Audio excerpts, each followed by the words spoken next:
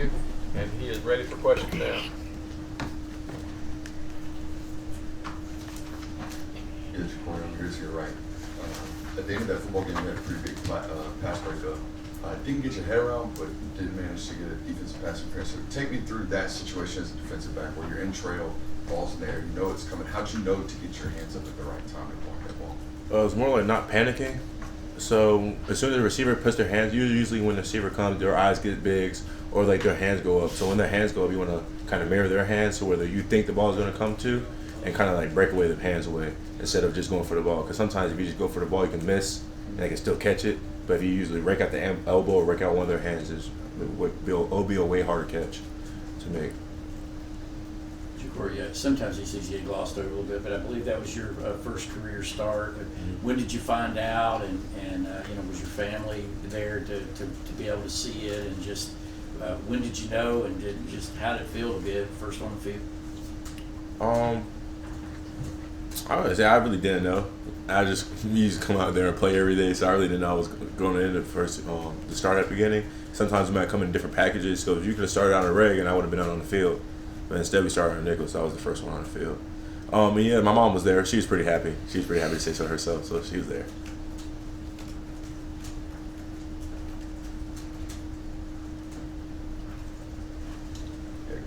JaCorey over here, I guess what's it like in that situation, that football game where you're rotating in and out? How do you stay hot? How do you stay mentally locked into the football game as a rotational player, essentially? Being here at Georgia, they teach you how to focus for longer time. So during fall camp, we have longer meetings. So your focus stamina needs to be really a lot and really good. That's still when you get in the game. So you need to focus on what package is being called, when you're in and where you're out. So as long as you be able to like lock in onto what you need to do, you'll be fine. Yeah, Saturday was KJ Bolden's first game. What'd you see out of him and how he handled things out there? KJ, like a lot of our other freshmen, are they're really developed. I would say that this fall camp, this past spring, has like the kids that came in early have been really developed, and they're doing great as they're coming into this program, into this like family and culture. JaCorey, what does it do for y'all's defense to have a guy like Malachi, who we see back there at safety, obviously played so much star, just having a guy with that versatility and being able to make plays like he does? The thing about having defense like Georgia is somebody's always going to make a play. Like usually there's one D lineman, linebacker, safety, a corner, doesn't matter. Somebody's going to make a play. So it's more like you're kind of expecting someone to make a play.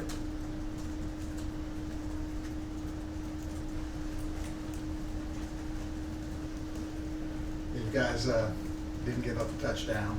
You finally got to hit somebody else, as opposed to being in camp and hitting on each other. So just with a game under your belt, kind of where do you guys feel like you stand? How did it go? What still needs to be worked on? So we have a saying here. It's called going to the doctor. So today we're coming today, watch Clemson, clean some things up that need to be cleaned up. Then worry about the next game. We can't focus on Clemson too long because that'll be bad.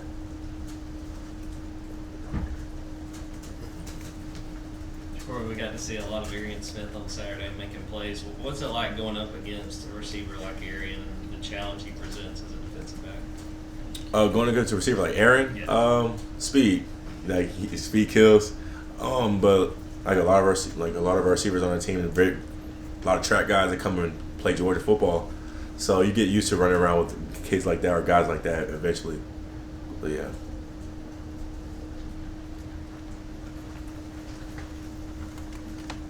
Yeah, Dan Jackson's been here a long time. How has he, in some way, helped you become a better player, become a better person? Dan is one of the people I can go to if I ever need any questions, any conversation about coverages. I can call him any time of the night. He'll pick up. But Dan Jackson is a seasoned veteran, I would say, and say so myself. So we can come to him for anything, any questions, any concerns. You can go to Dan. He'll have them for you. Yeah, JaCorey, you might have already talked about this in previous media availabilities, but talk me through your recruiting process. I know you were a camp kid. You came up here in camp for the football program and received an offer and committed pretty quickly. Talk us through that camp process, man. How'd you end up walking away with an offer here? I didn't come through a camp. I did a private workout. Go ahead, private workout. A private workout. I think at the time it was Coach Adai and Coach Muschamp. I came here and did a private workout because I think that week before I had got Florida and some other school that offered me. then Georgia offered me to like, we want to come see you work out. So I came up there and work out, and after my workouts, all the coaches are coming down from a meeting, and like, oh, they want to meet you. Then after that, I was like, all right, bet I'll try to come to Georgia. JaCorey, as you stand here today, do you know anything at all about Tennessee Tech? And can you just talk about, playing the home opener, getting to play between the hedges after all the time you guys have put in since last season? At the moment, no. We've been, like I said, we've been going to the doctor, so we haven't got to that part yet. We'll probably get to it a little bit later. But at the moment, no. JaCorey, what's the biggest adjustment for you? We've seen you some at safety, we see you at star. What is the biggest adjustment you have to make when you're playing those different positions? Star and safety, I would say they go hand in hand. Since I played safety first, it was a little bit easier to me to come in understanding of the star position.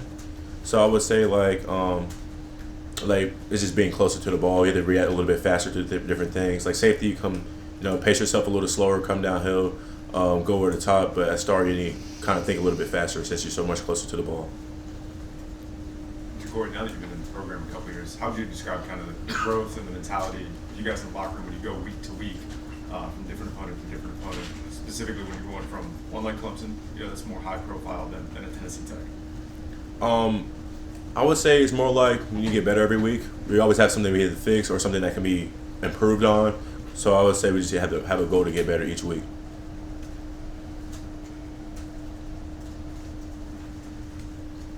JaCorey, I want to ask you about assume nothing and kind of what that's meant to you. I saw a story where coach asked one of the players, name these guys. Do you know them? And the idea of we have to kind of start from zero.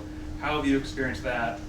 And then also just kind of how has that maybe impacted the team? Wait, we say the question one more time? Sure. Like how have you experienced that mantra of assume nothing? What has that meant to you? And maybe how have you seen it impact your team?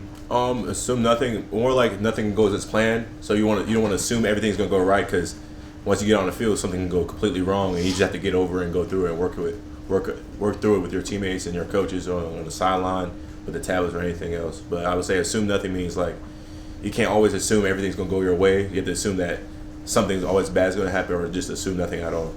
How has that impacted the team, or how's the team received that, do you think? Keeps everybody level-headed. You won't get too high in emotions, won't get too low emotions. So if you assume nothing, you'll just keep at a steady playing field.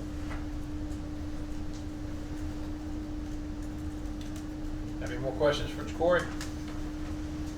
Okay, thank you, sir. Thanks, JaCorey. Thanks, JaCorey.